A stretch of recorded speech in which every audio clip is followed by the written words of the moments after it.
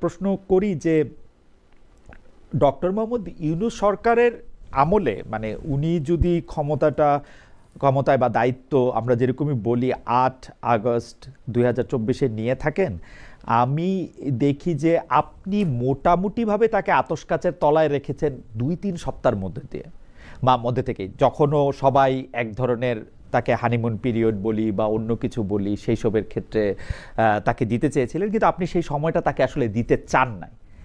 কিন্তু বিএনপি সরকারের ক্ষেত্রে আপনাকে আমি অনেক লিনিয়েন্ট দেখি, যে আমার কাছে মনে হয় যে বিএনপি সরকারের ক্ষেত্রে বিএনপি স্পষ্টত নির্বাচনের আগে তার কথা পরে তার কথার মধ্যে আমরা ফারাক দেখতে পাচ্ছি। যে টেকনিক্যাল আসপেক্টটা ওনারা হাজির করতেছেন সেটা আসলে টেকনিক্যাল, মানে জিনিসটা টেকনিক্যালি ওইটা কেন, মানে বিএনপি সরকারের প্রতি কি আপনার আলাদা কোনো প্রেফারেন্স আছে, নাকি ডক্টর মোহাম্মদ ইউনূসের প্রতি আপনার কোনো পার্সোনাল ভেন্ডেটটা ছিল? না, আমি আমি আপনি পরে যে কথাটা বললেন যে বিএনপি সরকারের প্রতি আমি আলাদা এক ধরনের সহানুভূতি দেখাচ্ছি অথবা আপনার কাছে মনে হচ্ছে, এটা আমার কাছে ক্লিয়ার না। আমার কাছে ক্লিয়ার না এই কারণে আমি কিন্তু শুরুতেও যেভাবে ছিলাম এখনো সেভাবে আছি। আমি মানে যখন নাকি ইউনূস সরকার দায়িত্ব নিল, আমি একদম শুরুতে যেদিন দায়িত্ব নিল ওই দিনই কিন্তু আমি ইউনূস সরকারের সমালোচনা করেছিলাম। ২-৩ সপ্তাহ পরে না, ওই দিন বলেছিলাম কিভাবে যে ঘটনাটা আমার চোখে পড়ছে আমি সেটাই বলেছি। আমার তখন চোখে পড়েছিল যখন তার এই ক্যাবিনেট গঠন করলো, আমি প্রথম দিনই বলেছিলাম যে এই ক্যাবিনেট দিয়ে আপনি দেশ চালাতে পারবেন না। একদম সিম্পল কথাটা প্রথম দিন, কারণ এই লোকগুলোকে তো আমরা চিনি, আপনিও চিনেন, যাদের নিয়ে ক্যাবিনেট করেছে তাদেরকে আপনি চিনেন, আমিও চিনি। এরা একটা দেশ চালানোর জন্য যোগ্য ছিল বলে আমার কাছে মনে হয় নাই, শুরুর দিন থেকে বলছি। আবার এই সরকার যখন দায়িত্ব নিয়েছে এবং প্রথম যেদিন তারা ক্যাবিনেট ঘোষণা করেছে, আমি শুরুর দিনেই প্রশ্ন করেছি যে হোয়াই ডক্টর খলিলুর রহমান, এবং আমি প্রথম দিনই বলেছি কিন্তু এই কোনো ছাড় দেওয়ার ব্যাপার না রে ভাই, আমি যেটা বুঝি না সেটা আমি বুঝতে চাই।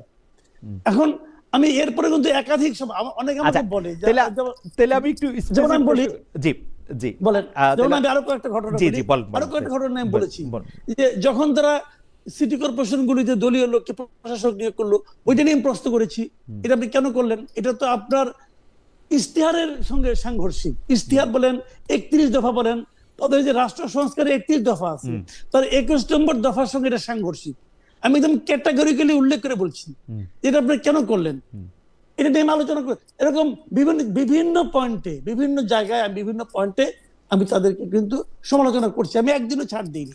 আমি দেইনি কেন সেটা আমি বলি। অনেকে বলে যে হানিমুন পিরিয়ড অমুক তমুক, আমি দেইনি এই কারণে যে আগুন যখন শুরুটা হয় আপনি যদি তখনই না থামান পরে কিন্তু এই আগুন দাবানল হয়ে যায়, আর থামানো যায় না। এই জন্য আমি কাউকে কোনো হানিমুন পিরিয়ড দিই না। আমি মনে করি একদম শুরুতেই বলতে হবে যাতে নাকি তারা অল্পতেই সতর্ক হতে পারে। বাট আমি আনফরচুনেট, আমি খুব দুঃখিত হচ্ছে এই কারণে, মর্মাহতও বটে, কারণ আমাকে তো কাউকে না কাউকে আশাবাদী হতে হবে। আমি কিন্তু বিএনপিকে নিয়ে আশাবাদী হতে চেয়েছি, কিন্তু আমার কাছে মনে হচ্ছে ক্রমাগত যে আশাবাদী হওয়ার জন্য তো একটা ভিত্তি লাগে, সেই ভিত্তিগুলো যেন বিএনপি একটা পর একটা সরিয়ে নিচ্ছে বিভিন্ন পয়েন্টে। আবার একটা মানুষ তো সম্পূর্ণ খারাপও হয় না, ভালো হয় না, ভালো দিকও আছে, ওগুলো বলি। আমি একটু পয়েন্টে আসি যে এই কথা সত্য, মানে আমি ২-৩ সপ্তাহ পর থেকে আপনি ক্যাবিনেটটা নিয়ে যখন প্রথমেই বলেছিলেন আমার মনে আছে, কারণ আমি আপনার কথা অফ এয়ার অন এয়ার আপনার সঙ্গে আমার এমনিতেও কথা হয়েছে, মানে টেলিভিশনের সামনে কথা হয়েছে, কারণ আমি জানি, কারণ প্রথমে আপনি বলছিলেন যে এই ক্যাবিনেটটা দুর্বল এবং কোথায় কোথায় কারা যারা আসছে এবং তাদের বয়স এবং অনেক কিছু নিয়ে আপনি আসলে মানে এবং তাদের সংশ্লেষণ, তাদের আশা, অনেক কিছু নিয়ে আপনি কথা বলেছেন, কিন্তু সমালোচনা আপনি করেছেন ১-২ সপ্তাহের মধ্যে থেকেই, যখনই আপনাকে সাথে আমার কথা হয়েছে সেইটার সময় আপনি সমালোচনা করেছেন, প্রকাশ্যই করেছেন সমালোচনা। আমরাও মানে আমি আমার কথা যদি বলি, আমি স্পষ্ট বলেছি যে এই ডক্টর মোহাম্মদ ইউনূসের সরকার আমার সরকার না আসার ২-১ সপ্তাহের মধ্যেই, কারণ উনি তো আমার ভোট নিয়ে আসে নাই, হায়বা শেখ হাসিনাও আমার ভোট নিয়ে আসে নাই। কিন্তু আমি আপনার কাছে যেটা জানতে চাই যে আপনার ভাষাগুলি, আপনার শব্দচয়ন তো আমি জানি, মানে আপনি সমালোচনা করেন এটা তো আমি জানি, কিন্তু দেখা যাচ্ছে যে স্পষ্টত বিএনপি যেইখানে ক্ষমতার ভারসাম্যের জায়গায়, সেই জায়গায় নির্বাচনের আগে যা বলে নাই এখন তা বলতেছে। আমি উদাহরণ দেই, জনাব সালাউদ্দিন আহমেদ বলতেছেন যে জুলাই সনদ হচ্ছে একটি কি প্রতারণা? অন্তহীন প্রতারণা ভাই। জুলাই সনদের প্রত্যেকটা অনুষ্ঠানে, কিছু অনুষ্ঠানে আলী রিয়াজও ছিলেন না, ওই অনুষ্ঠানেও সালাউদ্দিন আহমেদ ছিলেন।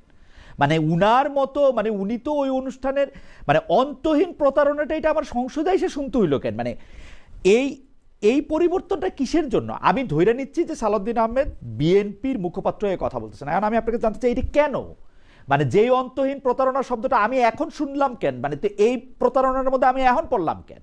আগে বলতেন ভাই যে এটা অন্তহীন প্রতারণা।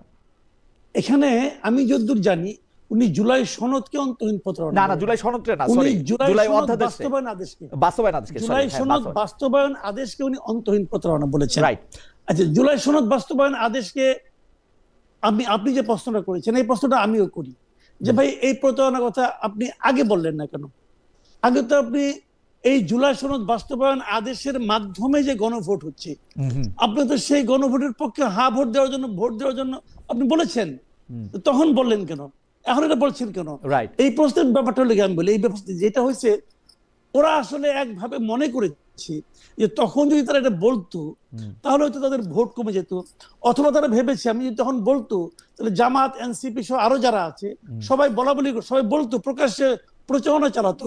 এই যে দেখো, বিএনপি কিন্তু জুলাই সনদের পক্ষে না, বিএনপি কিন্তু জুলাই চেতনার পক্ষে না, বিএনপি কিন্তু সংস্কারের পক্ষে না। এই যে অভিযোগগুলো যাতে তাদের উপর না আসে, এই জন্য তারা এগুলি বলে নাই তখন, এটা আমি মনে করি। কিন্তু আমি আবার পাশাপাশি এটাও মনে করি যে ওনারা যদি এই ভয়ে না করে থাকে তাহলে তারা জনগণের সঙ্গে প্রতারণা করেছে। তারা তো জনগণকে বুঝতে দেয় নাই তারা এটা যে চায় না, তারা জনগণের কাছে মুখে মুখে বলে। আমরা বুঝেছি, কিন্তু তাদের বডি ল্যাঙ্গুয়েজে বুঝেছি, বারবার বলার পরে একবার বলছে তারেক রহমান যে আপনারা হ্যাঁ ভোট দেন, বারবার। কিন্তু আমার কথাটা হলো কি, আপনি যদি পলিটিক্স করতে আসছেন, আপনার কি জনগণের উপর আস্থা নাই? আপনি কি প্রকৃত কথাটা জনগণকে বললে আপনি কেন ভয় পাচ্ছেন জনগণ আপনাকে ভোট দিবে না? তাহলে আপনি জনগণকে একটা প্রতারণা করে ভোট নিয়েছেন, নিয়ে এখন ক্ষমতায় এসে আপনারা যা ইচ্ছে তাই করতেছেন। এটা তারা, আমি মনে করি এটা ওয়ান কাইন্ড অফ হিপোক্রেসি। এটা আমি কিন্তু মনে করি যে এটা তারা ঠিক করে না। তাদের তখনই বলা উচিত ছিল যে আমি এর পক্ষে না, তখনই বলা উচিত ছিল। বললো না কেন? তাদের আরেকটা ভয় ছিল, ওটা বললে পরে যদি ডক্টর ইউনূস সাহেব নির্বাচন আবার পিছিয়ে দেয়। কিন্তু এই ভয়টাও আমি মনে করি অর্থহীন ভয়, কারণ যদি জনগণ তার সঙ্গে থাকে তাহলে ডক্টর ইউনূসের পক্ষে ক্ষমতাও ছিল ওরা নির্বাচন পিছিয়ে দেওয়া, কিন্তু ওনারা জনগণের শক্তির উপর আস্থা রাখতে পারে নাই। এটা তাদের রাজনৈতিক ব্যর্থতা। এবং এখন যারা যেটা করতেছে তাদের আগের কথার সঙ্গে কথা মেলে না। কাজে আমি মনে করি এটা ওয়ান কাইন্ড অফ হিপোক্রেসি। এবং উনি যদি বলে থাকেন অন্তহীন প্রতারণা, অবশ্যই আমিও মনে করি জুলাই বাস্তবায়ন সনদের যে জুলাই বাস্তবায়ন আদেশ যেটা আছে এটা একটা প্রতারণা এবং এটা অবৈধ আমি মনে করি। কিন্তু এই অবৈধের পক্ষে আপনি তো সপক্ষে ছিলেন থেকে আপনি জাতির সঙ্গে প্রতারণা করেছেন, যারা আপনার ভোটার তাদের সঙ্গে আপনি প্রতারণা করেছেন। অ্যাবসলিউটলি। আমি এইটাই আমি বলতে চাইছিলাম যে বাংলাদেশের রাজনীতিতে আপনার তো এটা জিনিসটা ডিল করতে হবে। মানে আপনি যদি নভেম্বরের মাঝামাঝি জুলাই বাস্তবায়ন আদেশ হয়েছে, জুলাই সনদ বাস্তবায়ন আদেশ হয়েছে, আপনি এটা দেখতেছেন, কিন্তু আপনি মনে করতেছেন যে আপনাকে ইলেকশন দিবে না, এই সের জন্য আপনি এমন কি আপনার চেয়ারম্যান সাহেব গিয়া বইলা আসতেছে যে আপনি হ্যাঁ ভোটও দেন।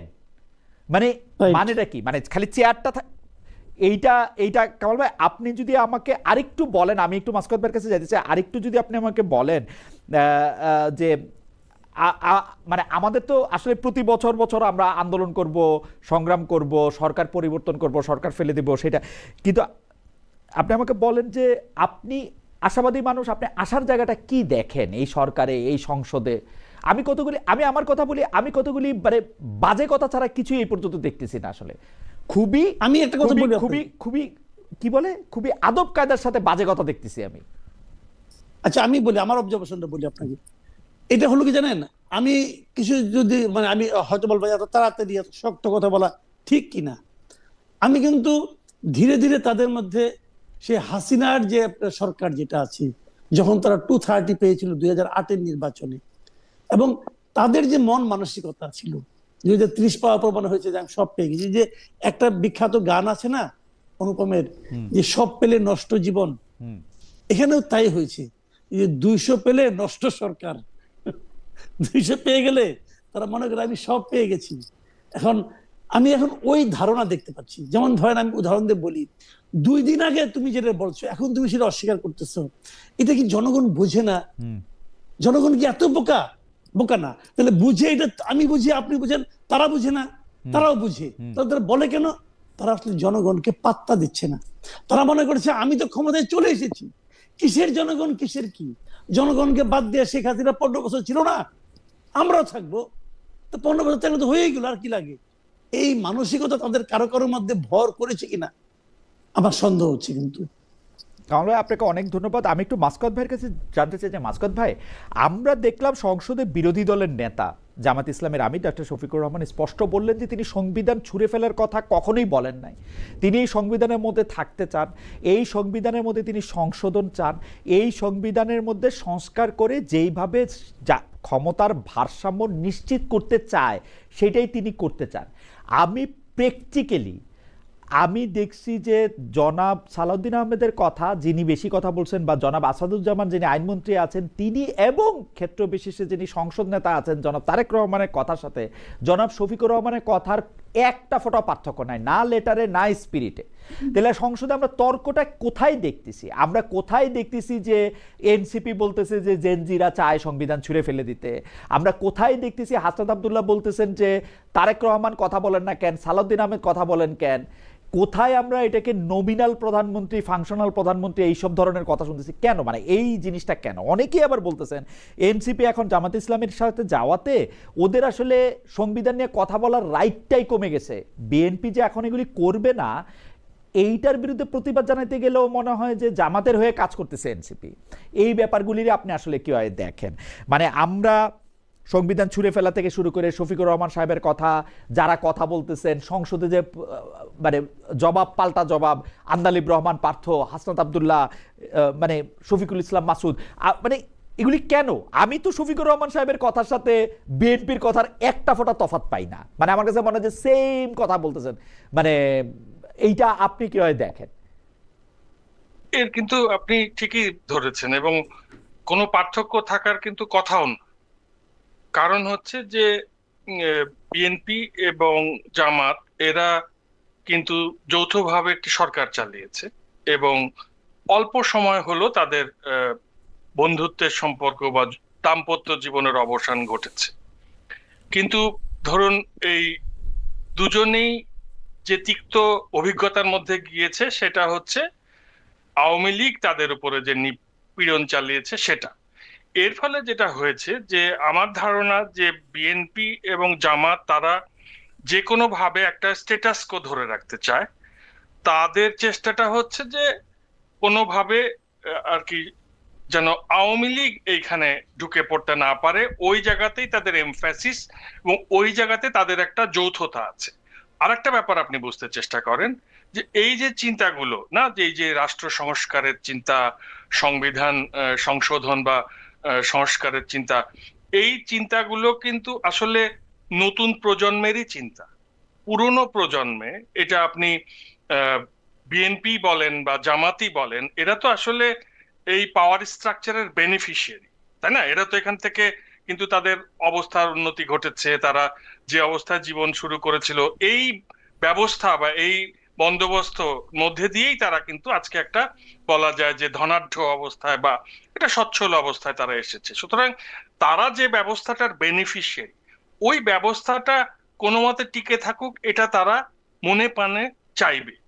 আর একটা ব্যাপার হচ্ছে যে যতই বিএনপি এবং জামাতের সিনিয়র নেতারা বলেন না কেন যে তারা এই জুলাইয়ের সঙ্গী বা জুলাইকে তারা ওন করেন, কিন্তু আসলে আমরা তো দেখলাম বাস্তবতাটা যে এই বিএনপি এবং জামাত ধরুন দীর্ঘদিন ধরে বল নিয়ে মাঠে দৌড়াদৌড়ি করেছেন কিন্তু কখনো গোল করতে পারে, মানে তাদের পক্ষে কোনোভাবেই আওয়ামী লীগের এই দুঃশাসনকে সরানো সম্ভব হয়নি, এবং তাদের ডাকে জনগণ সাড়া দিয়ে কোনোদিন পথে নামেনি।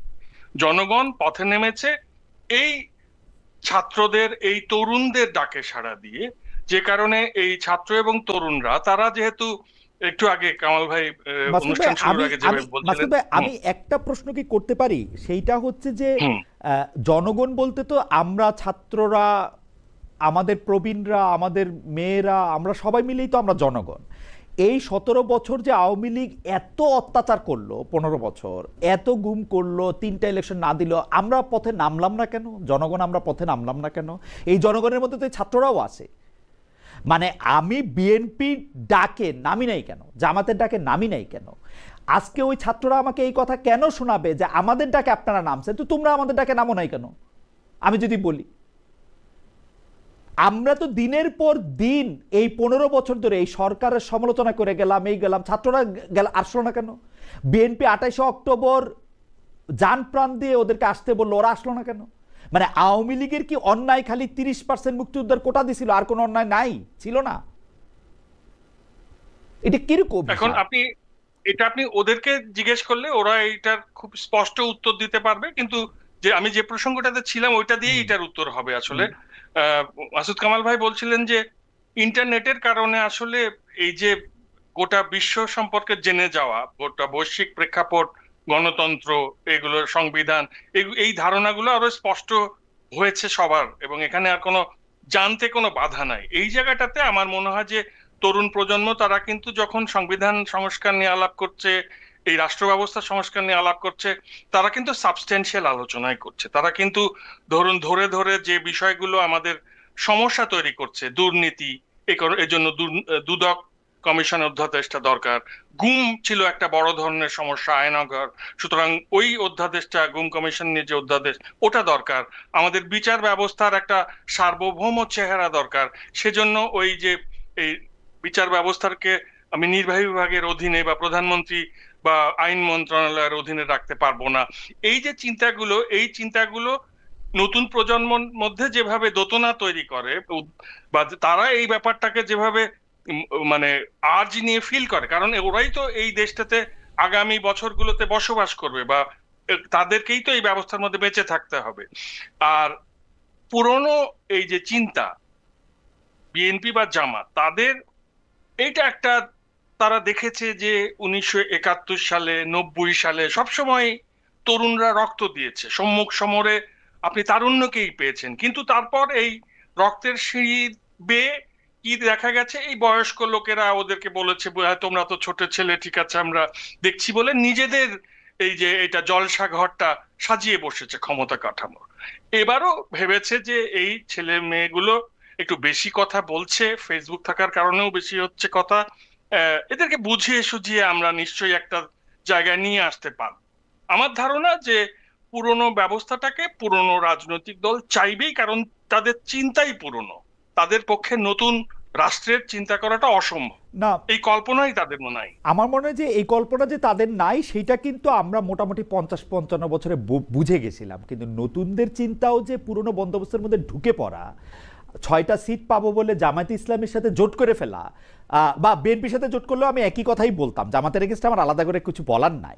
কিন্তু জামায়াতে ইসলামী পুরনো বন্দোবস্তের রাজনীতি করবে, বিএনপি পুরনো বন্দোবস্তের, এটার মধ্যে এইটা আমার কাছে একটু শকিং লাগে আর কি। আমার কাছে মনে হয় যে তারা এটা এটা এটা না করলেও পারত। হয়, এবার এটা তাদেরকে, আপনি ঠিকই বলছেন যে এটা তাদের, যদি তারা যদি দয়া করে কখনো আসেন, আমি তাদের কাছেই হয়তো এটা জানতে চাইবো। আমি 2টা